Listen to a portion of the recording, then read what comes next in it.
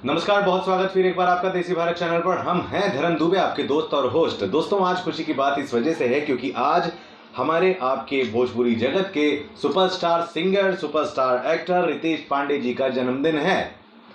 आज रितेश पांडे जी 33 साल के हो गए हैं। ऐसे में ये वीडियो खासतौर से उनके जन्मदिन पर हम इसलिए बना रहे हैं ताकि आपको बता सकें कि कितनी परेशानियों के साथ, कितने संघर्ष के साथ आज भोजपुरी के सुपरस्टार बने हैं रितेश पांडे। आपको बताएं कि भोजपुरी फिल्मों के अभिनेता व गायक रितेश पांडे को बचपन से ही गाने का शौक था। बिहार के रोहतास जिला सासाराम से 20 किलोमीटर दूरी पर बसे एक गांव करगहर के रहने वाले रितेश पांडे के संघर्ष की कहानी किसी मुश्किलों के पहाड़ से कम नहीं रही है। एक इंटरव्यू में हुई बातचीत के दौरान रितेश पांडे ने अपने जीवन के संघर्ष की कहानी बताई है और उसके अनुसार बचपन में परिवार की आर्थिक स्थिति काफी दयनीय थी।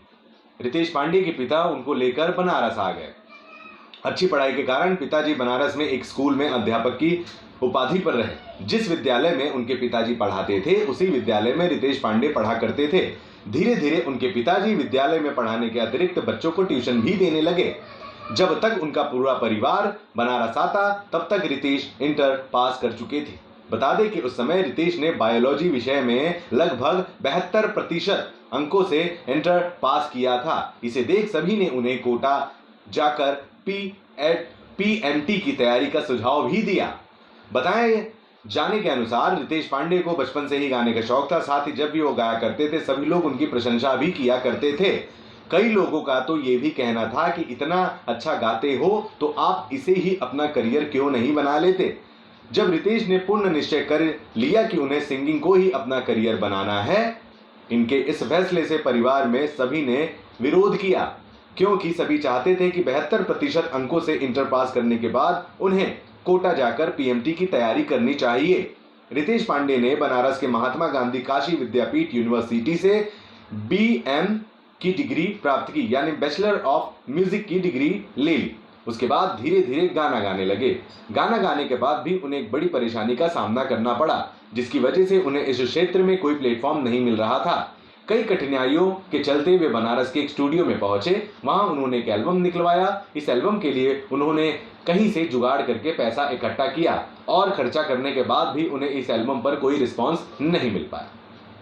सारे पैसे समाप्त होने के बाद रितेश अपने घर भी नहीं जा सकते थे क्योंकि सभी उनसे सवाल जवाब करते। इसलिए जिस स्टूडियो में उन्होंने अपने एल्बम बनवाए थे उन्होंने वहीं काम भी करना शुरू कर दिया।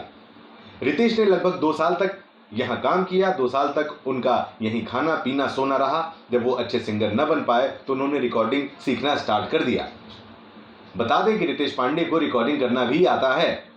इस सब के चलते रितेश ने एक बार और प्रयास किया। उन्होंने एक गाना गाया जिसका नाम था करुआ तेल। इस गाने को खुद रितेश पांडे एक पेन ड्राइव से में लेकर बिहार और यूपी के प्रत्येक शहर में दुकान जाकर बाइक से पहुंचाया करते थे। उन्होंने दुकानदारों से कहा कि आप इस गाने को हर मोबाइल में डालिए। इस प्रकार रितेश पांडे की मेहनत रंग लाई और देखते ही देखते गाना बहुत बड़ा हिट हो गया। इस गाने के हिट होने के बाद उनके पास कई एल्बमों के ऑफर्स भी आने लगे।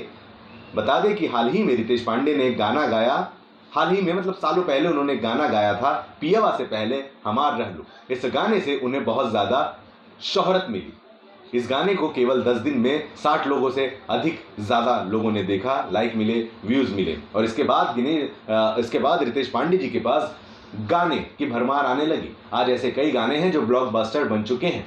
रितेश पांडे स्पेशली भोजपुरी दर्शकों के अलावा देश भर में चर्चित हुए हैं अपने हिंदी सॉन्ग हेलो कौन को लेकर, जिसे भोजपुरी और हिंदी का रिमिक्स कहा जा सकता है। हेलो कौन एक ऐसा सॉन्ग रितेश पांडे द्वारा गाया गया जो काफी दिनों तक न केवल ट्रेंडिंग में रहा बल्कि भोजपुरी म्यूजिक की दुनिया में आज तक का सबसे बड़ा गाना भी बन चुका है। सबसे ज्यादा व्यूज इसी गाने को मिले।